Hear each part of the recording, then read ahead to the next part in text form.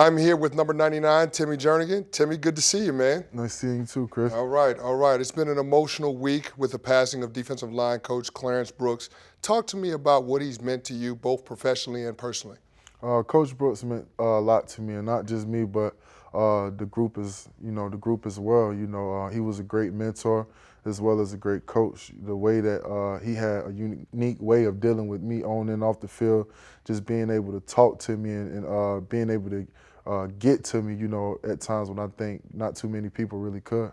Yeah, I know he had that personal relationship with all those players, and you could feel that genuine love from him. Now, I know you want to be a defensive line coach when you retire from playing in the NFL. Does Coach Brooks' influence on you play a role or play a factor in making that decision? I think it plays a factor, but I definitely wanted to be a coach before I got to the Ravens, But things that I'll just take from CB is just the way that he dealt with his players, the one-on-one, the time he took out, out of his time just to make sure everything was going good with his players. He had a great relationship with Haloti, the one that he had with Brandon Williams. I definitely want to have that same type of vibe with my players whenever the time comes. Now, you're from Lake City, Florida. You're playing the Jacksonville Jaguars this weekend at Everbank Field. Kind of a reunion for you. How are you going to feel walking into that stadium on Sunday? It's going to mean a lot, man.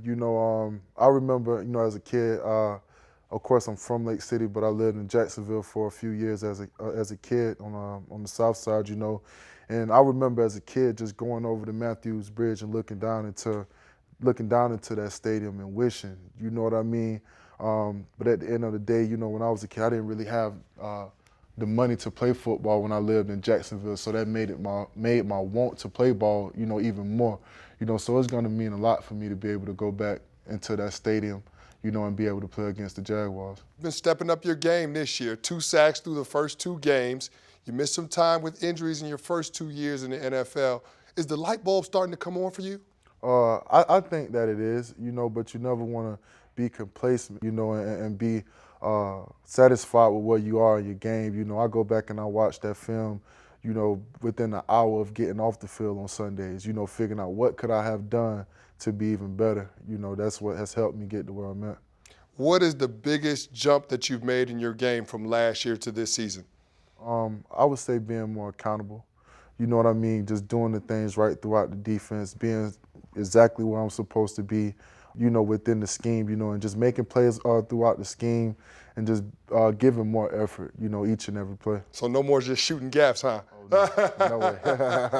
Well, Timmy, it's been good to talk to you. I really appreciate your time. All right, thank you, Chris.